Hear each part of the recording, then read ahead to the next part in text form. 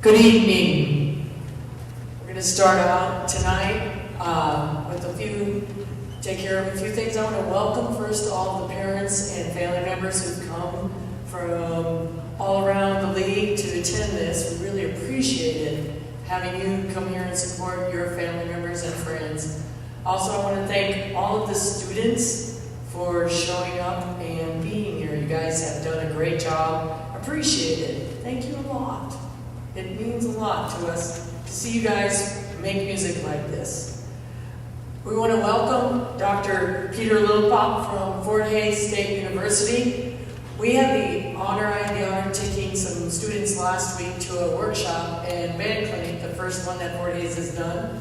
And it was very impressive. The students had a great time. They learned a lot. And we just enjoyed it. And I was really looking forward to having him come and be our clinician today. And I think you guys are going to really enjoy hearing what we have for you tonight. I would like also to appreciate and recognize the band directors. When I call your names, if you'll stand up, and you'll notice that we have two of them that are helping out in the band. Mr. Henry Huck on tuba, Tally Hickman on French horn, and then we have Keon Jackson, Megan Reiner, Annie Adams, and Samantha Hicks. So these kids have been practicing. They showed up at 1 o'clock, started practicing, and have been practicing till about 4:30 this afternoon. We took a pizza break and then came back in and are going to present a concert. Not only have they learned notes and fingerings and different rhythms, but they've also learned a little bit of flexibility, especially in the percussion section, because none of these percussionists have ever played together as a group, and they had to work together and play some parts that they weren't always sure about. We also learned to work as an ensemble, working together, which is a life skill that we always need to have. We've learned some new music from a different conductor, and we've been able to play in a large group. And at this point in time, I'll turn it over to Dr. Wilpop.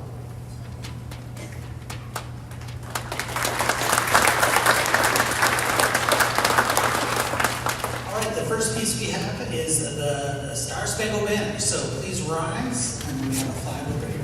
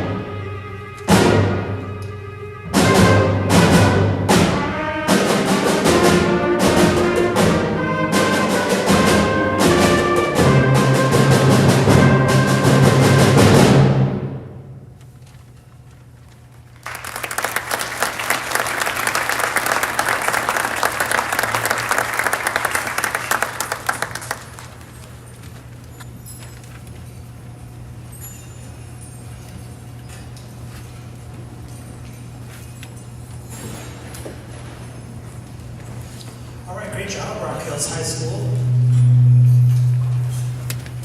I stand. We're going to continue now. While these guys are getting set up, I just thought I'd tell you a little bit about this first piece, Sun Chaser by Carol Britton Chambers. This is one of my favorite pieces for this level, for this age level. Carol Britton Chambers was actually just recently in the state to conduct at the John Philip Sousa and she's originally from Texas, and she's a trumpet player.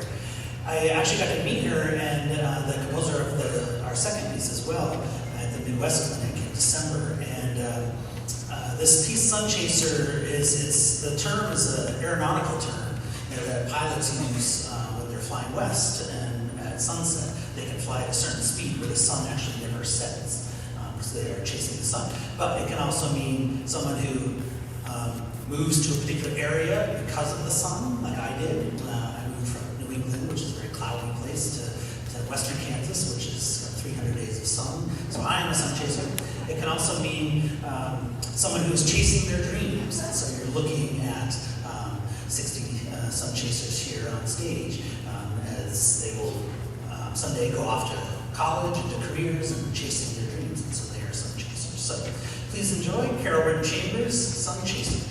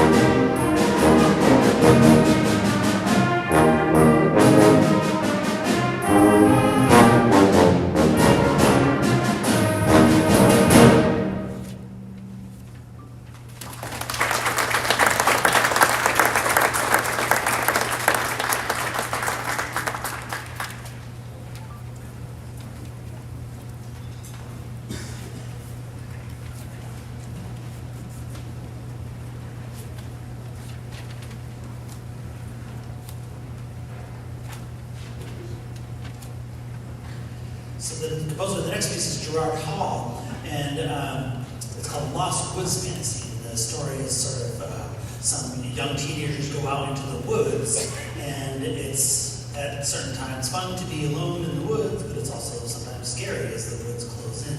I was trying to explain to them that there are these things called woods, and in certain parts of the United States you can get lost in them. But here in western Kansas we have sun and sky, so so this piece is both equal parts exciting but also mysterious and sort of dark and introspective. So Gerard Hall is a really great up-and-coming composer, and he's written a number of pieces for this age group, and he's also a tuba player. He actually went to the same school that I did, but he was a few years after me, and so I was just interested to meet him, and he's really making it happen for public school bands throughout the world. So please enjoy Lost Woods Fantasy by Gerard Hall.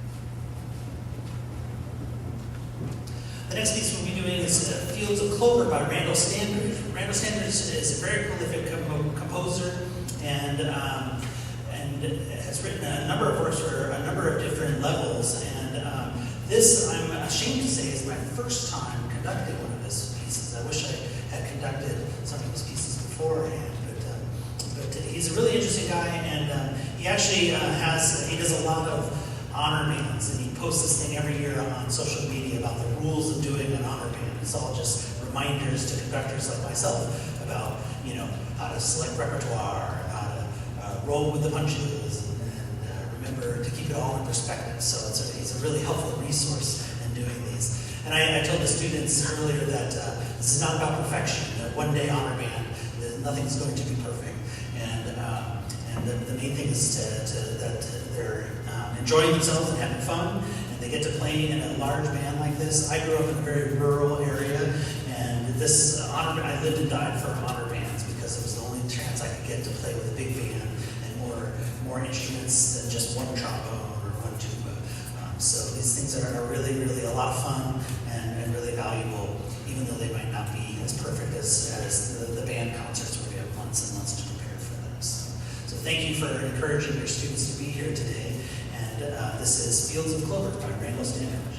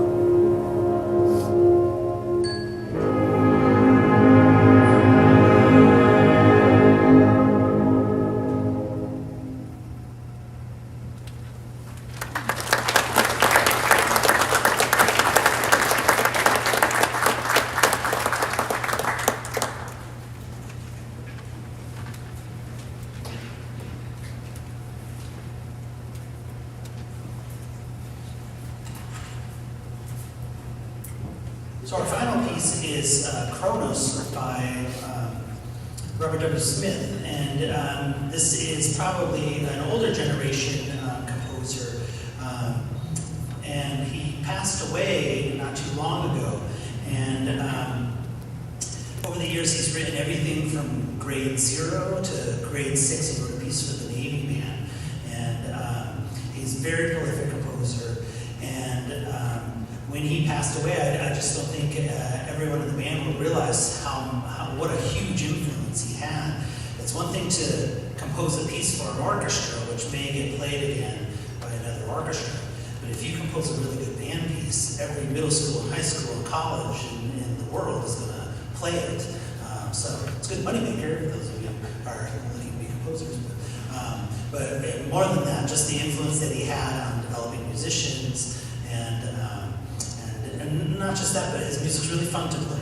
And so I sort of programmed this one, and I was like, well, if they can do it, we can do this piece. And Barb was like, yes, let's do it. We'll work extra hard to do this piece. So she's been working on it with her students. And I want to say a special thank you to all the directors that have worked on this music with their students and brought the students and given up their whole day to have this opportunity for their students.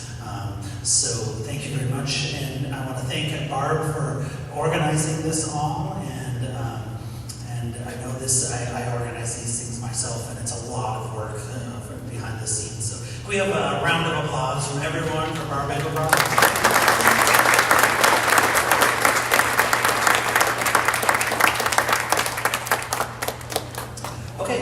It's been great having you guys all here. I'll be around if you guys want to take some pictures and stuff like that, and selfies. And I'd love to speak with you afterwards. So please enjoy Robert W. Smith's Chronos.